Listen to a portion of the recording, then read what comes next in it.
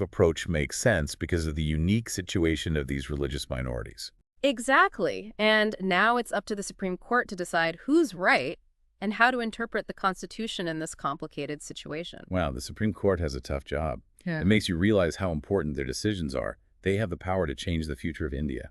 And for our listeners studying for the UPSC, this case is full of legal and constitutional principles. It's a perfect example of how ideas that seem abstract can have real consequences for people's lives. It also shows that there aren't always easy answers to these social and political problems. I agree. It highlights the tension between law, politics, and society, and how hard it is to balance individual rights with what's good for the whole country, something you'll have to deal with constantly as future policymakers. Well said.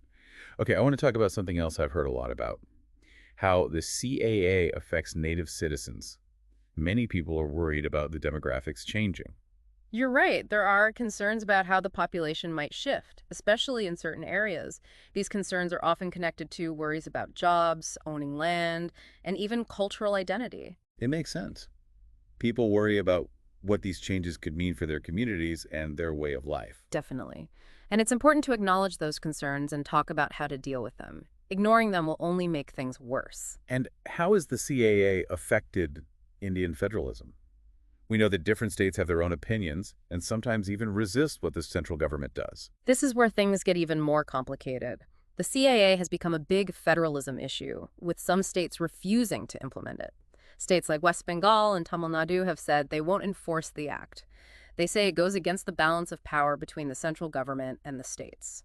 So the CAA isn't just a legal or social issue, it's also testing India's federal structure. Exactly. This resistance from some states makes the CAA even more controversial. It shows how important it is to understand how power is shared in a country like India, which is so diverse and decentralized. Okay, so we've talked about legal challenges, social worries, and the federalism issue. But there's another important piece we haven't talked about yet, the connection between the CAA and the National Register of Citizens, or the NRC. Ah, yes, the NRC. That's another big issue that's closely tied to the CAA. To understand this whole debate, you need to understand how they relate to each other. Can you give us a quick explanation of the NRC? I know it's been in the news a lot, but I'm still not totally clear on what it is. The NRC is basically a list that's supposed to identify and document every legal citizen of India. It's like a huge effort to check everyone's citizenship. People have to provide proof that they're citizens and that they live in India. The idea is to be able to tell who's a real Indian citizen and who might be living here illegally. And how does the CAA come in? What's the connection? This is where it gets complicated. The concern is that if the CAA and the NRC are both put into action, it could create a system that's unfair to certain communities. Imagine this. Non-Muslims who qualify under the CAA would become citizens, but Muslims who can't prove they're citizens for the NRC could be labeled as illegal immigrants. So people worry that this combination could basically take away rights from a lot of Indian Muslims. That's the main argument. Critics see it as a way to target and marginalize Muslims. It could create a system where some citizens have more rights than others. This is a very serious accusation with big implications for how people get along in India and for Indian democracy. It definitely raises questions about fairness, equality, and the possibility of discrimination.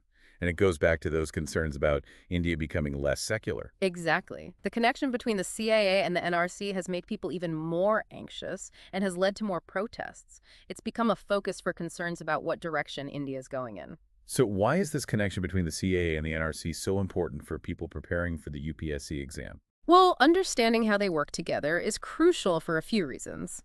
First, it shows how legal and political ideas can have a real impact on people's lives. The CAA and the NRC aren't just theories, they can actually affect millions of people. Second, it shows how difficult it is to implement policies in a country like India, which is so diverse and complicated.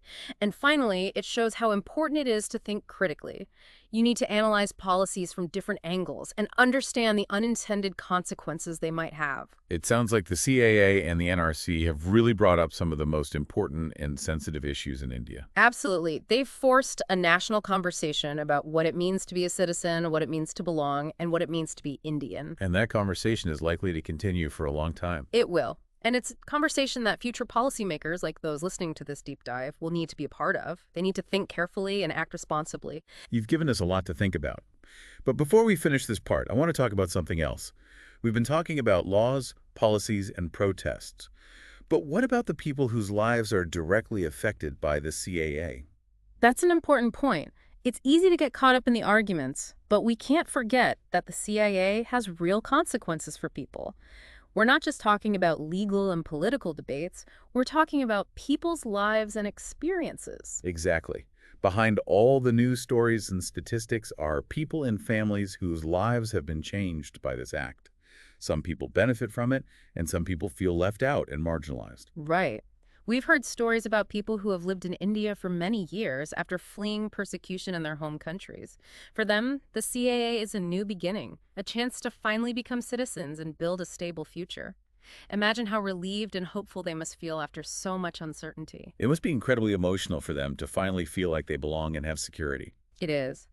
But there are also people who feel alienated and even threatened by the CAA, especially those who are excluded. They worry that the CAA will lead to more discrimination and make their lives even harder. Exactly. They're afraid of being treated like second-class citizens in their own country. Their fears are real and need to be acknowledged. It's important to listen to both sides, to understand what people are hoping for and what they're afraid of. Absolutely. Empathy and understanding are crucial if we want to find a way forward, a solution that respects everyone's rights and dignity, no matter their religion or background. Which brings us back to that big question we talked about before. What kind of India do we want to have? It's a question we all need to think about, both as individuals and as a country. Do we want to be a country that welcomes people who are fleeing danger and gives them a chance to start over? Or do we want to be a country that turns away from people in need and creates divisions based on arbitrary rules? These are not easy questions to answer. They're not, but we can't ignore them. The CAA has made us think about some of the most basic questions about who we are as a nation and what we believe in. And for those who want to work in government, these questions aren't just theoretical. They are real dilemmas that they will have to deal with as they make policies in a country as diverse and changing as India. They will have to balance different interests, weigh individual rights against what's good for the country, and make decisions that will affect millions of lives. And that's why it's so important to think critically about these issues, to understand the different perspectives, and to form your own informed opinions. The CAA is just one example of the challenges they will face in their careers. And by thinking about these complicated issues now, they can prepare themselves for the responsibilities they will have in the future. This has been an incredible deep dive. I'm starting to see the CAA not just as a news story, but as a complicated issue that could have a huge impact on India's future. And we're not finished yet. We still have a lot more to explore. In the last part of our deep dive, we'll talk about the global refugee crisis and how it relates to the CAA debate. And we'll think about what a fair and just citizenship policy might look like in the 21st century. Don't miss it. We'll be back soon with the final part of our deep dive into the Citizenship Amendment Act. Welcome back for the final part of our deep dive into the CAA. We've covered a lot, from the history to the legal challenges, the worries people have, and the human side of it all.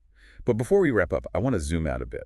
I agree. It's important to see the bigger picture. We've been talking about the CAA in India, but we need to think about what's happening globally, too. You mean the global refugee crisis, right? Yeah. How does that connect to what we've been talking about? Exactly. The CAA is about India, but it raises questions about how countries deal with migration in the 21st century. There are so many people displaced around the world because of conflict, persecution, and climate change. It makes us think about our responsibility to those seeking refuge. So you're saying that even though the CAA is an Indian law, it's part of a much bigger conversation about citizenship, belonging, and human rights, a global conversation. Precisely. How India deals with refugees and citizenship matters not just within India, but also for how it's seen in the world. And for you, as future policymakers, understanding this global context is key for finding good solutions. Okay, I see what you mean. But let's be real, India already has a lot to deal with. How can we be expected to handle a global crisis too? That's a fair point. It's something a lot of countries are struggling with. But remember, India has its own history of migration and displacement, both within its borders and across them. The partition of India and the refugee crisis that followed show the human cost of displacement. So are you saying that looking at our own past can help us be more compassionate and understanding about the global refugee crisis? Exactly. Empathy and understanding history are so important. We can't ignore what refugees are going through, especially considering our own experiences. But it's also about finding practical and sustainable solutions, finding a balance between helping people and taking care of our own country. It's a tough balancing act, no doubt. But let's bring this back to our